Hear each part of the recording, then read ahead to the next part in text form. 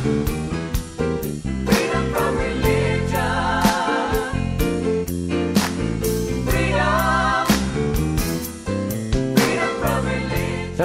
welcome to FFRF's Ask an Atheist. I'm Dan Barker. I'm co-president of the Freedom from Religion Foundation, and I am in the Stephen Yuill Friendly Atheist Studio in Free Thought Hall, which is the headquarters of the Freedom from Religion Foundation in Madison, Wisconsin. Director of Governmental Affairs at FFRF in Washington, D.C. On today's show, 2021, When Hate Went Mainstream, we have with us Carroll Rivas, the Senior Research Analyst with the Southern Poverty Law Center. Earlier this month, the Southern Poverty Law Center released its annual Year in Hate and Extremism Report. This year, the report focuses on how hate and extremism have become much more mainstream since the January 6th attack, and how it has become a greater driving force in the mainstream political environment. Rachel can be found on Twitter at RCR4Better2, that's the number 2, MROW. Welcome, Rachel. Thanks so much for having me, you all.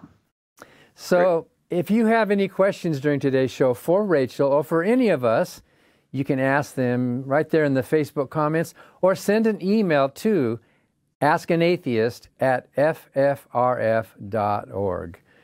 So, and this show is called Ask an Atheist, where viewers can ask us questions, but we have a question for you. Do you think views on hate and extremism changed within your own community? You can put your answer in the Facebook comments, or we might read it on the air, assuming that it's a family-friendly answer. All right. And remember, FFRF is a 501c3 nonpartisan organization. So not only do we happily accept your donations, we also do not and cannot take sides in partisan elections and don't necessarily endorse any of the views that have been expressed here. So, Rachel, I read your report. It was co-authored with Cassie Miller, right? Yeah, the report is made up of a few pieces. The lead essay is co-authored by myself and Cassie Miller, but really a team effort with policy recommendations from Michael Lieberman, but also really great pieces from my other colleagues on community resilience and then on tech and hate. So a few folks who wrote up and a lot of folks who participated. And I noticed you're looking at two kind of broad groups. You're looking at hate groups and anti-government groups, and there's an overlap between them. But why did you do this report? What was the need behind doing an annual hate and extremism report? Yeah, so, the Year in Hate and Extremism is our flagship report. We have done this report since 1990, and it really provides this annual record of the number of groups that are operating within the United States. We would think of it as like a snapshot or a window into what's happening across the U.S. And because of its longevity, and then I think the really important integrated work that we've done with SPLC's other departments and legal and with the civil rights movement using this report, it's become something that's been used by news folks and local communities, universities, and actually even businesses looking for guidance. So it really is an important, report that comes out in this work and in this sector. And yeah, like you said, the whole scope of the hard right is covered, but we really do particularly do research on organizations that we designate as hate groups, which vilify others because of their race, their religion, their ethnicity, sexual orientation, or gender identity. And then the anti-government extremist movement, the terminology is a little hard sometimes, but essentially this sub-movement vilifies the government and sees them as the enemy in every way, promoting baseless conspiracies involving like a secret cabal of elites that are trying to institute a global totalitarian one world government. And, categories are difficult, but we do think that it's really important to provide some distinction so people can understand what's going on the ground, how the movement works. And then I think most importantly, we provide an analytical framework that then people can use to try to help prevent and counter. And policymakers can think about ways to address what's going on and the harms to our community. And this year, we were particularly happy to be able to sort of match this exposure of the threat with some features on community resilience and some stories of some communities that are pushing back and countering this and trying to prevent these activities in their own communities. When I was growing up, hate and extremism were seen as dangerous, but they were coming from fringe elements within American society, such as the Michigan militias and then the Oklahoma City bombing. But that doesn't seem to be the case anymore. What has happened since then? Yeah, Mark, you and I both. I think, the Oklahoma City bombing was the most public event for the hard right anti-government militia movement, particularly. And now I think January 6th is that second iteration. So yeah, I'm with you with my experience. I think there's a few things. I mean, one is the pendulum has swung, right? Like there is this shift from at least my youth on how mainstream, how public, how in our face these really harmful ideas are and the acceptance of them by many leaders.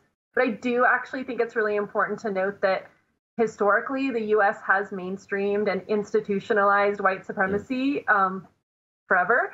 But the other piece I think that's really interesting to note, and, I have some friends that always highlight this, like Eric Ward, who remind us that we've been winning for a while. We have tried and worked and been successful in creating a more robust democracy, an inclusive democracy, and gains for civil rights. And so the pushback that we are experiencing right now in the U.S. is very real. And that's because democracy is not passive activity. It's an active activity. And so, I think that the pendulum swings back and forth, and we're in a pretty rough moment right now. So it does show, I think, that this is a reaction to progress, I suppose. People who don't like change, and I guess by definition, that's what an ultra-conservative would be. Your report showed that although January 6th sort of pulled back the curtain on the violent intentions behind these groups, your report does show that in the last few years, the number of these hate groups and anti-government groups has been going down somewhat. So is that a good sign, or what does that mean, that the number of groups is going down? Yeah, I think that's always like the hard part about using these numerical numbers that express group numbers versus the analytical piece that really talks about the amount of activity. So yes, we did count 1,221 active hate and anti-government extremist groups in 2021. It's about a 13% decline overall from last year. And as you can see on the map, there's 733 of those as sort of hate groups, and then that we define that way, and then the 488 that are extremist anti-government. While this is a decline in group numbers, it is not a decline in activity or the salience of this movement in the mainstream or the popularity of the ideas underpinning these movements or really the threat that we are facing. And that's just because, we've seen a few things. One, people do not have to be a card-carrying member of an extremist organization in order to uphold and be active in the movement overall. And in part, we've seen that in other administrations that are friendly to these movements historically too, right? I mean, if people feel like they can engage in politics in a way that expresses these same ideas, they don't necessarily have to join a group. So actually during Democratic administrations is when we usually see a rise. This last 4 years has been a little different in the sense that there is COVID, right? It was a unique moment. The administration of Donald Trump was also unique, and the moment of January 6th. So hard to kind of figure it all out in that way. But the real message is the numbers do not indicate a weakened threat or activity. It's just that there's some coalescing and some folks less need to just sort of be that card-carrying member. And I definitely will say that there were a few groups that grew that are really notable and I think important to point out. And that specifically, I think, is a good example is Proud Boys, a group that had, a significant number of growth, counting 72 chapters this year. So, it's not across the board. You talked a little earlier about that groups can now be more in your face. Obviously, in the United States, we've have a terrible amount of historical precedent on this, but now it seems that they can be in your face. What's the permission structure that's allowing people to really start charging forward with this stuff, and what the Proud Boys are doing? Yeah, so I think it's important for me, at least, and how I think about this, that it goes both ways. That when we have hate groups, anti-government extremist groups, and their leaders pushing ideas further and further into community conversations, into our media spaces, into online spaces, those messages, those threats, those really harmful ideas that play out in actions that hurt people, when those are being pushed again and again, and they can seep and make their way then into mainstream media, mainstream politics, and I mean mainstream really in that they occur, commonly, not necessarily that they're acceptable by all of us. That, means that the extreme is mainstreamed. But it does go the other way, which I think is what you're kind of mentioning here, which is when leaders and public entities, big business, big tech, when they platform these ideas and these individuals, and true that we had happening during an administration under Trump, then that just gives permission for folks to repeat those messages.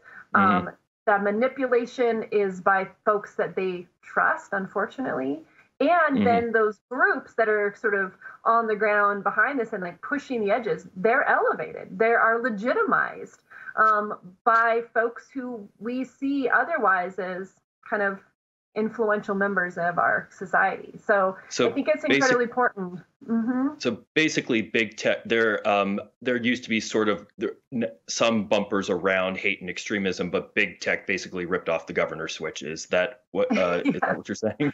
That's one of them, right? I think they're not the only one, but yes, I think that's one entity, and it's happening in a lot of ways. But also, I think, yes, leaders in our political sphere are doing it as well. So, yeah, I think that it's a two-way street, but I think it's particularly something to be concerned about when it's respectable entities and leaders in other ways. They legitimize this stuff, and that's not okay. One thing that surprised me about your report, Rachel, or maybe it shouldn't have, is how much money some of these hate leaders are making. I mean, we work for nonprofits. We're not making anywhere near that kind of money. But is hate profitable? Yeah, I think this is a really good question. I mean, I would start by saying, listen, it doesn't take money to be a jerk and put up flyers that intimidate communities. But at the same time, there is money behind this movement.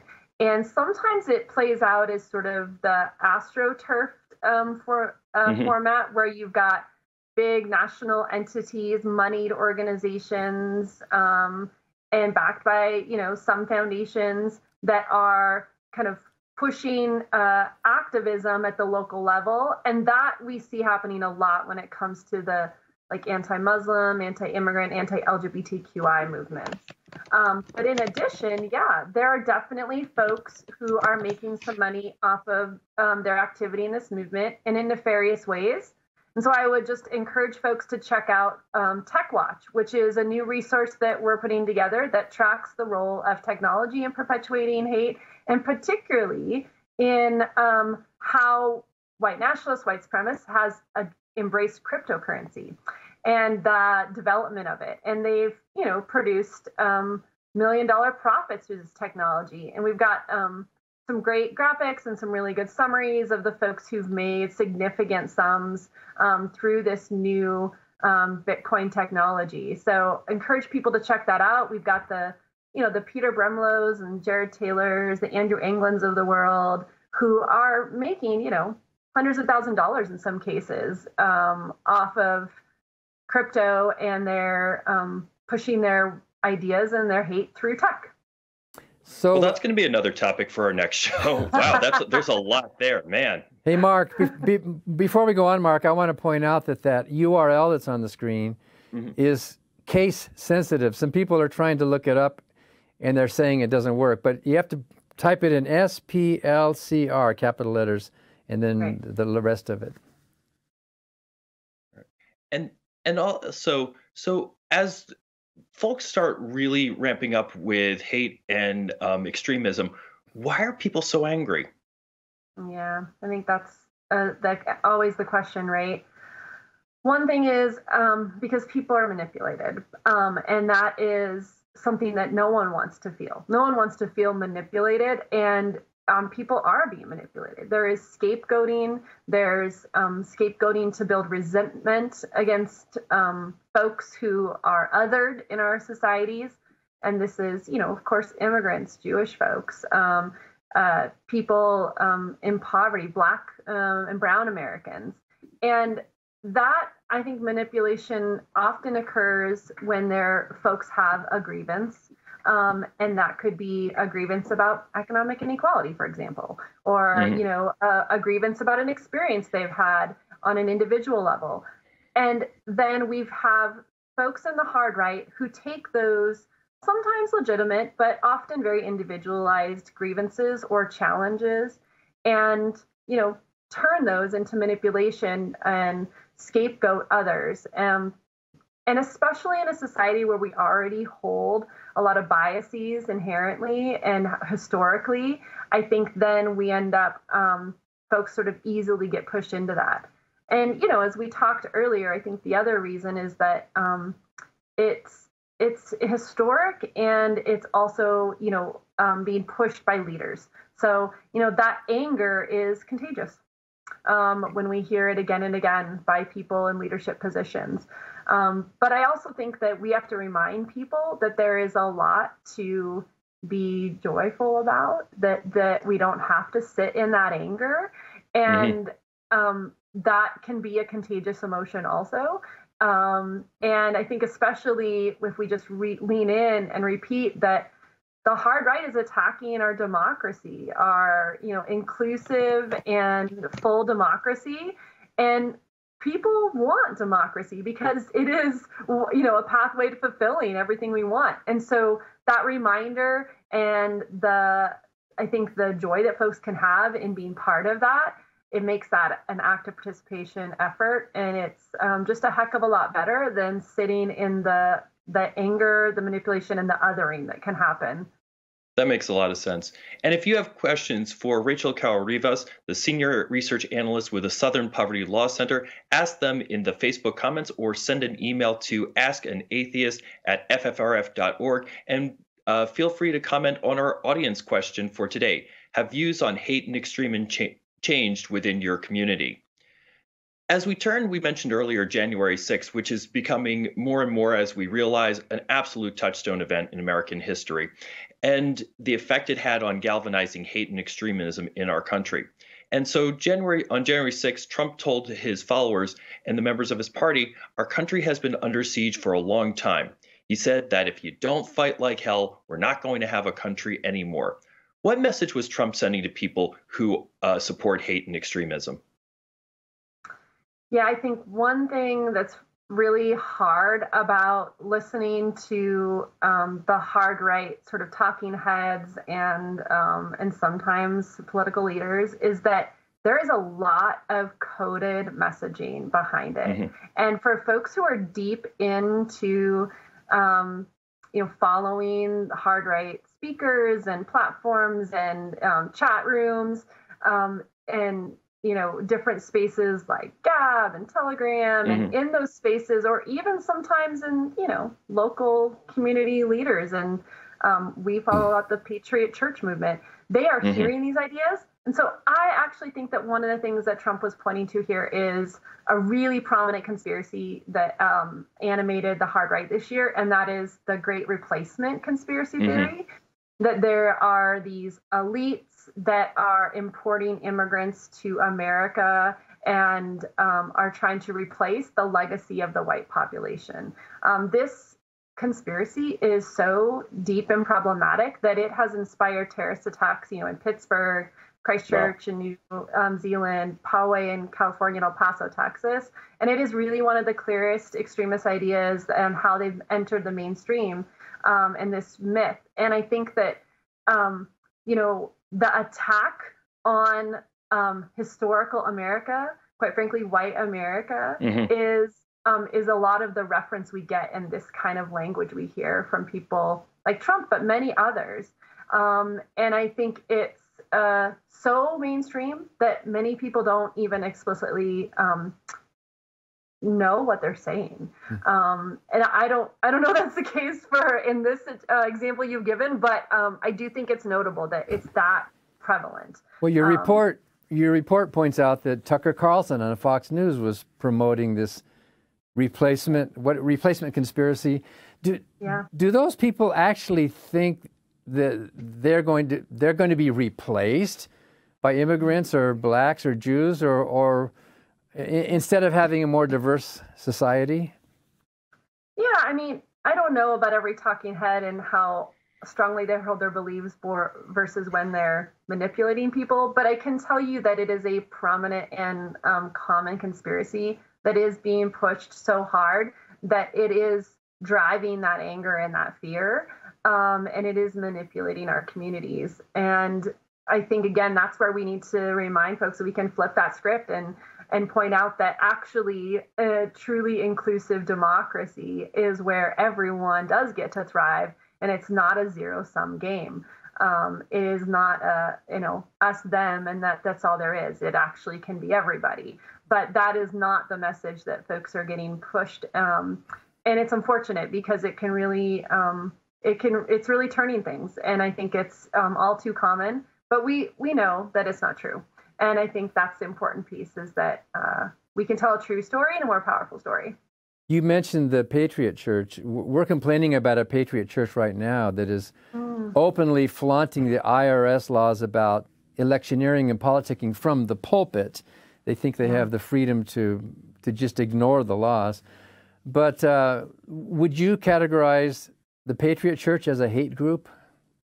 I think it depends on which one and, where they're playing out, what their activities are. But it's definitely something that we are monitoring right now and have deep concerns about the movement, including Black Road Regiment and the other pieces of it. We've done some reporting on it on Hatewatch, which is our sort of regular blog where folks can get up-to-date information about things going on. And so there's some good coverage there, including one of the notable events of 2021 mentioned in our report, which is an event held by Rod of Iron Church, which was part of a whole series of touring conspiracy-oriented events around the country in 2021. A lot of these Arise America, Reawaken America, all of these tours that went on that pushed these ideas. And many of the Patriot churches and the Black Road Regiment folks were involved in some of those tours. And when you were talking a lot about the coded language, things that QAnon got really good at using coded language and as a way for moving people forward. Do you think coded language is a way for legal, just plausible deniability, or do you think it is actually a very effective form of communication that people know exactly what they're doing? I think it's just really inherent in how conspiracies build over time. So, there may be some legal ramifications, for it where people have some protection, but I think it's mostly just how we've watched the rollout of conspiracies over time. And, they're very often fairly explicit at first and grounded in something that is, particularly we see a lot of anti-Semitic conspiracy theories that are really grounded in something where people are saying what it is. And they build and move, and that adjustment over time is where that stuff becomes more coded. And sometimes people are very well aware of the coding, and I think are happy to push and use the coded language as manipulation. But honestly, the other piece is that they become so prevalent and so long-standing that there are folks who don't recognize that coding language right within what they're saying. And I think, you know, the QAnon conspiracy and the general sort of conspiracy world right now, there's a mix. There's a real mix. One place we have seen the QAnon conspiracies really play out in really horrific ways is this year in 2021, we covered a number of groups active on the southern border. And these are anti-immigrant militia organizations. And many of these groups are targeting migrants and immigrants, targeting humanitarian organizations, unfortunately, sometimes coordinating or even building relationships with law enforcement and sheriffs and Border Patrol to legitimize their vigilantism. And many of those groups are actually using sort of Q-based conspiracies about youth and about trafficking to push their militia and anti-immigrant work on the borders. Wow. So these people finally make it across how many thousands of miles and cross the border into our country, and they're greeted by these armed hate groups, aren't they, who are trying to chase them back. What a horrible experience. Yeah, it is really horrible. And it's often very, sometimes very patronizing too, in ways that are really uncomfortable and unfortunate, and again, manipulative. I noticed this Patriot church that we're complaining about, the pastor and those people, they are complaining about immigrants and, you know, liberalism and all that, but they're also going after LGBTQ community in a very strong way. And you would classify anti-LGBTQ groups as hate groups as well, right? Yeah. But I think your point is there's a lot of crossover, right? Yeah. And yes, this year, I mean, I've been in this work for 20 years, and it feels really like an onslaught of attacks against the LGBTQ community this year in ways that are playing out in policy, that what we're seeing in state houses across the country. The attacks on the LGBTQ community there are just awful in 2021, leading into this year, but also at schools, in libraries. I mean, again, that manipulation of using youth in their messaging is really unfortunate. And it has crossed ideologies. We see anti-LGBTQ activity and rhetoric from folks in sort of the more hardcore white nationalist circles, in Proud Boys, in the anti-government groups. So it really is, it's really an unfortunate turn that we've seen. And we did count 65 anti-LGBTQ groups in the country this year. They were really, again, successful at peddling legislation and some directed violent attacks against LGBTQ people that we saw play out. I mean, at least over 50 recorded assaults against trans folks, particularly. And, you know, I think you all would appreciate, but one of the things that we really note is there's a peddling of pseudoscience, that spewing of sort of demonizing rhetoric, but especially through the guise of this term religious liberty. And that's, I think, where we probably have a lot of overlap in where we're looking at this challenge and this threat. So Mark mentioned January 6th. Do you think January 6th, 2021 insurrection was like a high water mark for hate groups, or do you think there's going to be more? Are they going to? I know they're being prosecuted. Some are going to jail. The government is aggressively going after them. But what do you think? Are they giving up, or are they going to be more motivated? I think that's up to all of us. Quite frankly, I mean, what we know is that there was a building and a building and a building up until that moment. Many of us who follow and look at the hard right in order to counter their threats, we saw the attacks on state houses. We saw the threats against, Governor Whitmer. We saw what was happening in Oregon and out west, and the attacks against our communities in the South seeking to uphold their right to vote. So it felt like, quite frankly, a slow build, especially when we talk about groups like Oath Keepers. I mean, this is a group that was formed in 2009. They have been around a long time. And there was this build, legitimizing themselves by pulling in law enforcement, veterans, folks like that, and then continually threatening our communities, continually making the threat that one day they were going to have that moment. And the moment came, so how could we have not expected that they were going to act? And so it did feel like a slow build, but what we're seeing now, I think it's that mix I mentioned earlier. There is actually, some real indication that a centralized group like Oath Keepers, they had a centralized leadership, national organization, people who kind of cared about how they looked and who they associated with, because they're elected officials and law enforcement. They are sort of in disarray right now.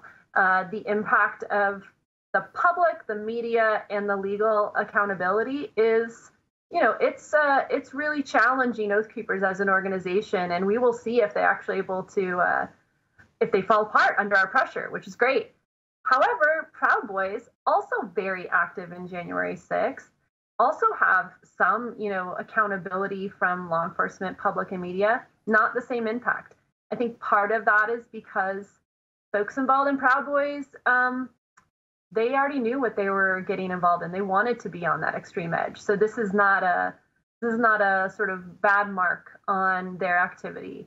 So to be determined.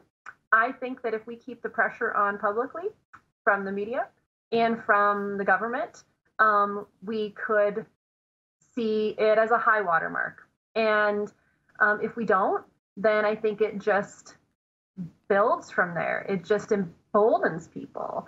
And we need to make sure we keep it on. And then we also do the next piece, which is work on inoculation and prevention for communities so that we don't rebuild. And that has happened before. You mentioned earlier, Mark, Oklahoma City. But I think it's a moment where lots of attention at first, and then sort of let off, and we see where we are today. So what is Merrick Garland and the Justice Department doing to stop hate and extremism? Normally, the Justice Department is thought of as the vanguard and the protectorate against hate and extremism. Where are they?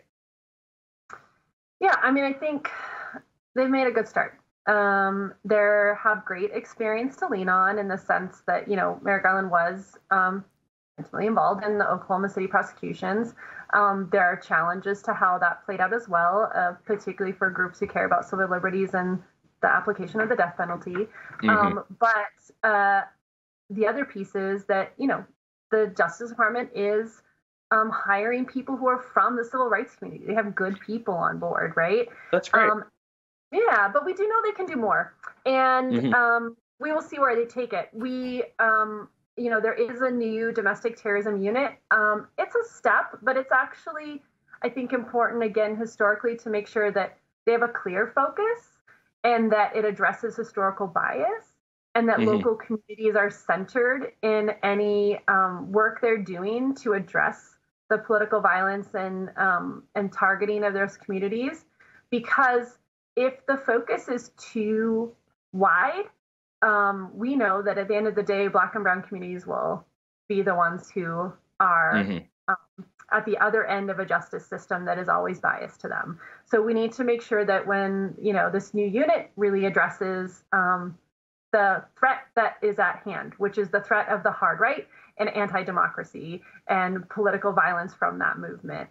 But I also would say there is a new guide from the administration that lays out 4 pillars for addressing extremism. Mm-hmm. And the 4th pillar is probably where we would like to see the most work, which is prevention, inoculation, community resilience, and really addressing the long-term contributors to domestic extremism in the way that it's harmed our communities lately. So lot to do still. Mm-hmm. So that's a great goal, and I think you're talking about a societal shift here, where the ground is less fertile for extremism. But the Southern Poverty Law Center had a lot of early success fighting the Klan by basically suing and bankrupting the Ku Klux Klan. Is that a legitimate strategy for today? Yeah, I mean, I think the litigation strategy that SPLC and others have engaged in, has had impact. I think that one thing that I really appreciate about an organization like SPLC and then a movement that includes many different organizations working together is that it takes all the strategies, right? Like we've got to have the policies that keep our democracy running, keep communities safe, keep communities well-resourced so that they can be resilient. They have the basics. We need to have investment in community building activities. We need to make sure that we have spaces to know each other, to be together, to celebrate in art and culture. We have to have litigation strategies and legal strategies from the government, and then, yes, civil society. We have to have civil lawsuits as well that hold people accountable in those ways. And then I think we have to have the research behind it, which I hope we get to contribute to, I think. And finally, we've got to have education. I mean, we have to have a strong foundation in a public education system that is accessible to all and not biased. And that is under attack right now as well. And there's a reason, because it's one of those key pieces for a functioning, inclusive democracy. So before we take questions, Bruce, can you put up the report again? We have our own link for it. You can go to the SPLC page as well to find that. But if you go to ffrf.us/, those are capital letters, SPLCR, the Southern Poverty Law Center report, and that's case sensitive. You can read that entire report, which I encourage you to read. It's packed with much more information that we could even talk about here today. And so turning a little bit more, so one of the issues that we're deeply concerned about are white Christian nationalism and white Christian nationalist groups. And one that keeps appearing in a lot of circles where we work in is the Alliance Defending Freedom, which does a lot of anti-LGBTQ and right-wing legal work. And they also, from the Capitol, they look very nice. They're in very nice suits. They are extraordinarily polite. And they're listed as a hate group. How did they, these two sides, the hate group side and then the surface side of where they're extraordinarily polite, how did they get listed as a hate group? Yeah, that's really interesting. Well, one, I think they are propping up through their legal activity the harms that are directly being incurred by LGBTQ people on the ground in communities.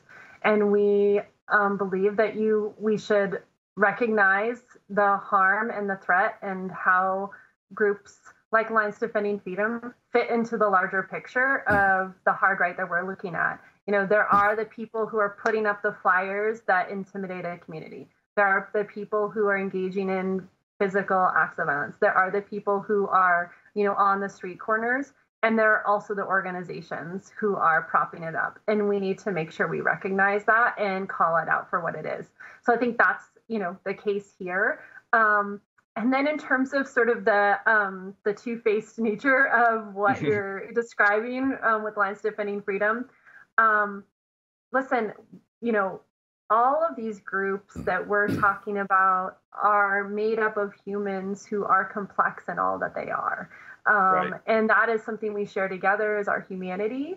I deeply believe that we have to try to dig in and find that, but it also can be really complex. I often would hear from people on the ground doing work in rural communities for a long time. Well, how can my neighbor, my barber, my my bus driver, my banker, my elected official be this thing that you are describing as harmful and hurtful and hateful and all of this? And that is because people are complex, right? Someone once said to me, Nazis are people too. And so the reality is we have to make sure that is why for us, we are digging in on the groups, their activity, and the ideas they are pushing. We don't produce a list of individual people because I hope that there is the opportunity for people to change. So on January 6th, we saw a lot of different motives. We saw the Stop the Steal. We saw anti-government, anti-liberalism, and a lot of different things. But we also saw evidence of strong Christian nationalism, the Christian flag and the cross and people praying and casting out demons and all of that. And you know, our group, FFRF, produced a co-report with the Southern Baptist Committee on Religious Freedom, talking about that. Would you think that extreme Christian nationalism fits under the definition of a hate ideology? Yeah, that's a great question too. You're full of them, y'all, today.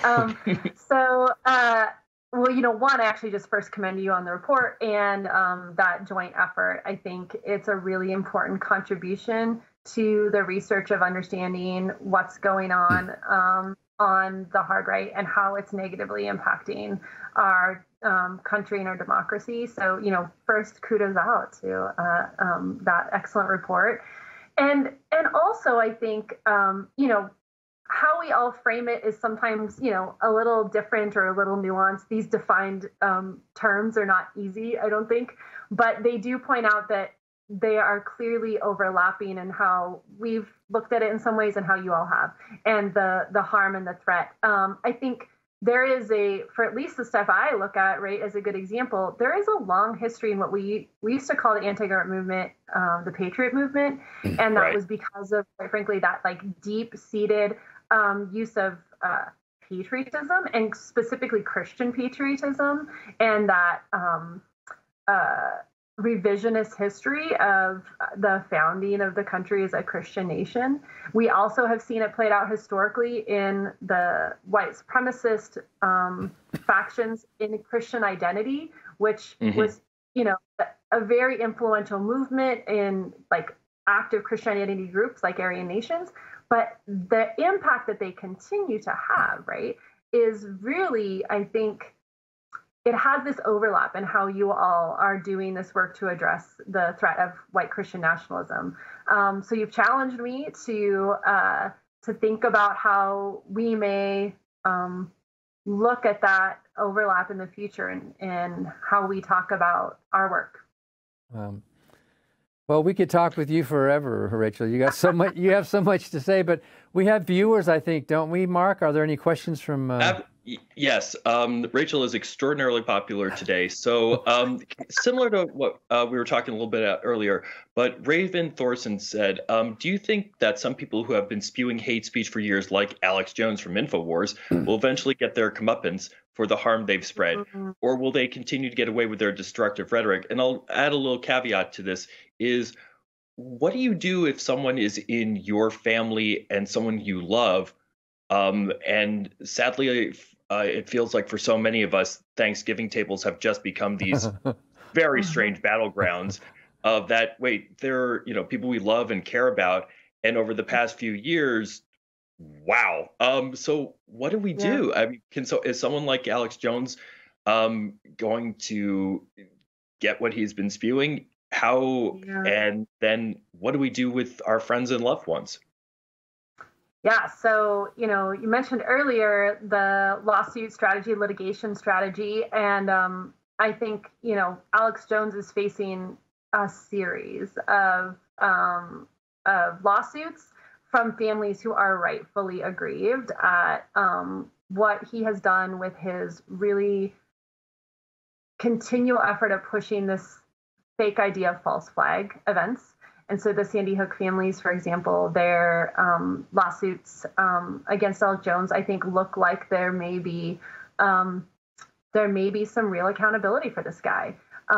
This is someone who has been in this movement and really been one of those what we call conspiracy propagandists, right? He is propagating this movement from on air for, you know, decades. And so it seems like potentially, he may have his, I think they said comeuppance in the question. But really he is one person. So we need to note that we have to not only make sure that individuals are held accountable like Alex Jones, but honestly also that we just directly engage in the ideas he's pushing and point out the problems with they're discriminatory, they're conspiratorial, and they're anti-democratic, little d, underpinnings. And so I think that's where it leads to your question about family and about how we engage with people. So one is we have a great guide that we put out with Carroll at American University to help parents. So flag that one first, or any adult that has a youth in their life that they may be concerned about radicalization online. So please, easy to find Carroll and SPLC, guide for caregivers. Really important to check that out. There's some simple, easy ways that folks can interrupt those moments of early radicalization. And then the second is, I think it's really hard to figure out what to do with folks who are already deep in it, but an easy way is to really address the manipulation and then the undermine those conspiracies, point out how the conspiracies are not true. So that's one thing that I do, but finding common ground in family, in some way to have a trusted relationship, it opens the door to actually scrape away those conspiracies. Right. So we got to be in relationship with each other, which is hard. It's really hard. Yeah. And how can FFRF members and FFRF help you in your efforts to go after hate and extremism? Yeah. Well, first, thanks for having me on today and just being in conversation together, challenging each other, asking each other questions, and then spreading the word about all the work that's being done. It takes all types. It takes all efforts and all strategies. So I think that's one of the things is we can share and spread the word about each other and our work. We can educate each other about what we're seeing, what we're doing. And then I think figuring out those moments where we have shared goals. Maybe it's around a policy piece that we could work on together. Maybe there's something as simple as thinking about a group or a topic where we both want to put our energy, because the energy together makes for getting stuff done. So I think we've had a few of those moments today where we've said, oh wait, we're both that's the thing that we're both connecting on, and maybe we could dig into further.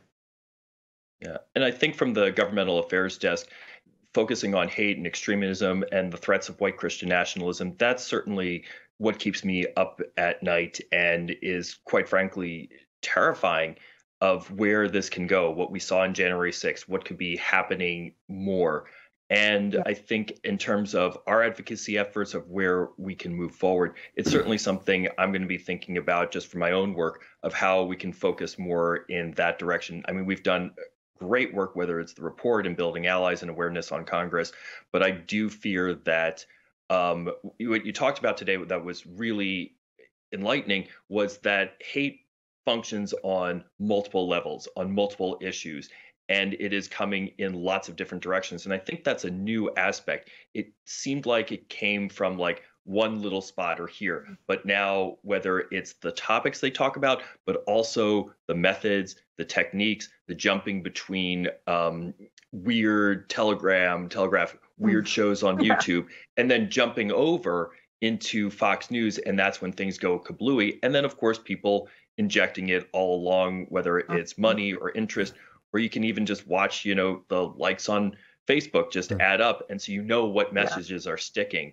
And so I think sometimes when we look at these things, it is very almost this tidal wave. But what you did talk about and what I loved in the report is how communities are standing up, whether it is when they see hate, calling it out, rallying forces, going forward together, finding common allies.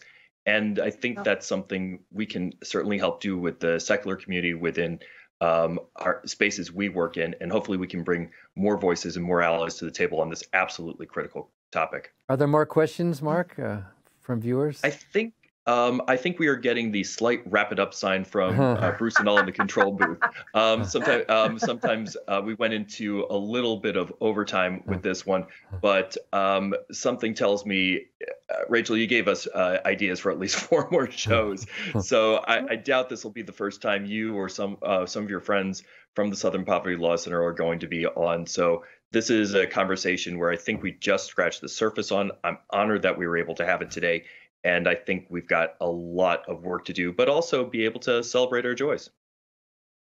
Yeah, absolutely. Well, thank you all so much. I've appreciated you and your work for, years, and really appreciate the opportunity to share with you all today what we recently found, and then to just talk about, what we have ahead. It's, for me, doing this work, I always say, like, we talk about the threat and then we talk about the opportunity. And I think we got to do both.